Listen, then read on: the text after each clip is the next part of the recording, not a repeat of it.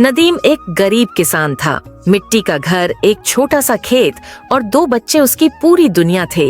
वह सुबह सूरज निकलने से पहले खेत की ओर निकल जाता।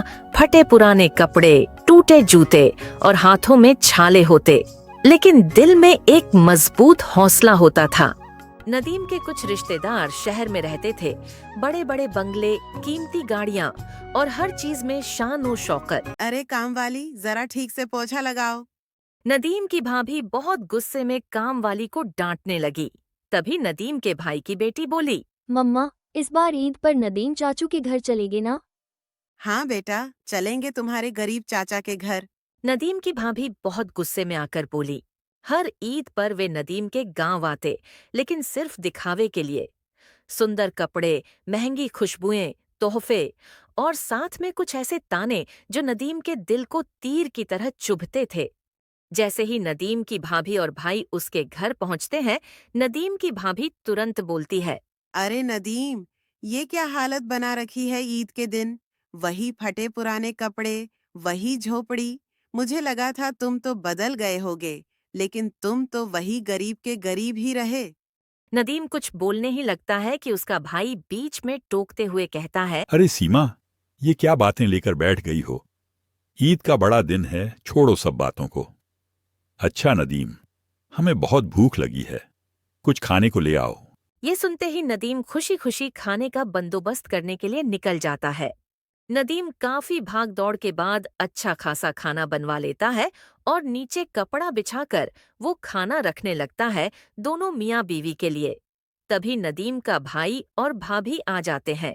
भाभी नीचे खाना लगा देखकर गुस्से में आ जाती है और कहने लगती है, अरे नदीम, ये क्या नीचे खाना लगा दिया। मैं तो टेबल पर खाना खाने की आदी हूँ। मुझसे तो नीचे बैठकर नहीं खाया जाता। जब तुम्हारे घर में टेबल नहीं है तो खाना क्यों बनवाया। हम तो अपने घर जाकर ही खा लेते। ये सुनकर नदीम का दिल बहुत दुखता है, लेकिन वो कर भी क्या सकता है ऐसी घमंडी भाभी के सामने। तभी वो इल्तिजा भरी आवाज में बोलता है, भाभी जी, सॉरी, मैं शर्मिंदा हूँ नीचे खाना लगाने पर। अगर मेरे पास पैसे होते तो मैं जरूर एक टेबल ले लेता। भाभी जी, हमें तो वैसे भी नीचे बैठकर ही खाना खाने की आदत है। तभी नदीम का भाई बड़े गुस्से में अपनी बीवी को डांटते हुए बोलता है, अरे सीमा, ये तुमने क्या लगा रखा है? मैंने तुम्हें कितनी बार समझाया था कि ऐसे लहजे में मेरी भाभी और भाई से बात मत करना, लेकिन तुम्हें समझ ही नहीं आई। अब मुझे दोबारा न कहना पड़े कि किस लहजे में बात करनी है। सीमा को उसका शौहर काफी डांटता है और फिर अपने भाई को शर्मिंदा देखकर कहता है, अरे नदीम, मायूस मत हो। अल्लाह पाक है ना, वो तेरी सारी मुश्किलें आसान करेगा। चलो अब सब खाना खाएं। माशा अल्लाह, खाने को देखकर लग रहा है कि भाभी जी ने बहुत अच्छा खाना बनाया है। वाह, आज तो खाने का मजा ही आ जाएगा।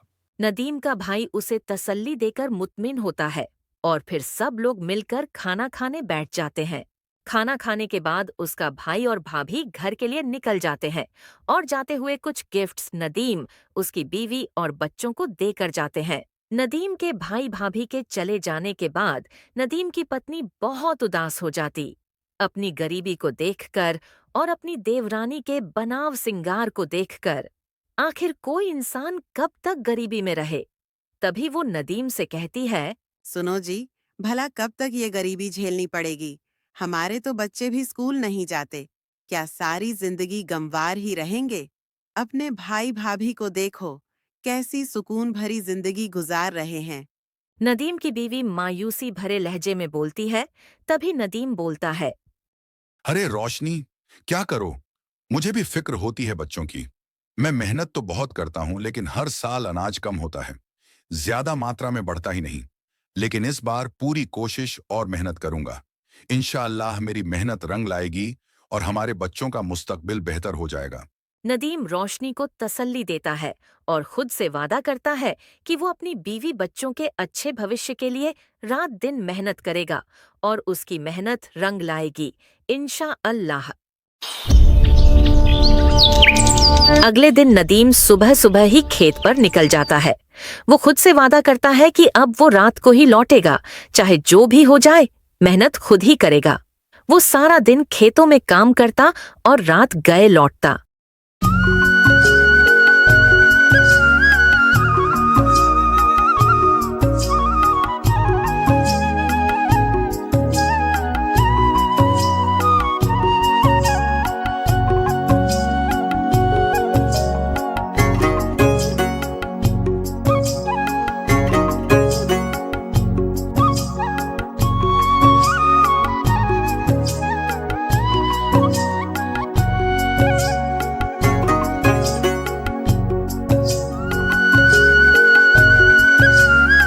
ऐसे करते करते कई महीने गुजर जाते हैं और फसल तैयार हो जाती है।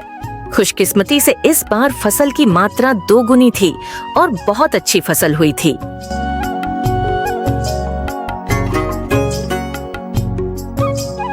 नदीम और उसकी बीवी बच्चे बहुत खुश थे अपनी दी हुई भेंट की भरपूर मात्रा देखकर।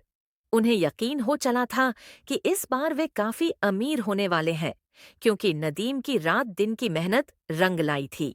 देखते ही देखते नदीम एक खूबसूरत सा घर ले लेता है जो बहुत ही शानदार होता है। नदीम अपने दोनों बच्चों का गांव के सबसे बड़े स्कूल में एडमिशन करवा देता है। नया घर, बच्चों का अच्छा स्कूल और बेहतर भविष्य देखकर नदीम और रोशनी दोनों बहुत खुश होते हैं। वे दोनों बैठकर बात कर रहे होते हैं कि तभी नौकरानी आकर नदीम से कहती है, साहब जी, आपके भाई और भाभी आए हैं। मैंने उन्हें बाहर रोका हुआ है, अगर आप कहें तो अंदर बुला लाऊं। तभी नदीम गुस्से में नौकरानी से कहता है, अरे ये क्या कर रही हो? जाओ और जाकर मेरे भाई को अंदर बुलाओ। उन्हें दरवाजे पर क्यों रोक रखा है? वो मेरे बड़े भाई हैं, कोई बाहर रुकने वाले नहीं। जल्दी जाओ और अदब से अंदर लाओ। अरे नदीम, मेरे भाई, कैसे हो तुम? तुमने तो बहुत तरक्की कर ली। तुम तो बहुत बड़े आदमी बन गए हो। मैं तुम्हें देखकर बहुत खुश हूं। लेकिन हमारे पास अब हमारा घर नहीं रहा। हमारी फैक्ट्री में आग लग गई, जिससे सब कुछ जलकर राख हो गया। यहां तक कि घर भी बेचना पड़ा।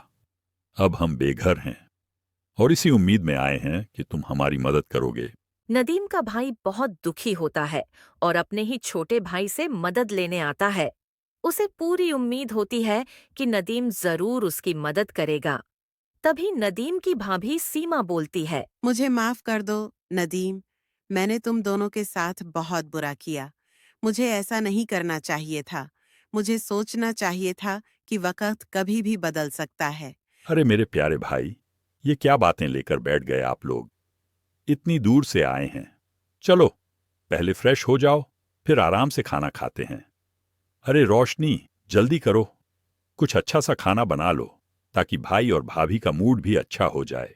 रोशनी अच्छा सा खाना बनाकर टेबल पर लगा देती है और वो सब खाना खाने बैठ जाते हैं।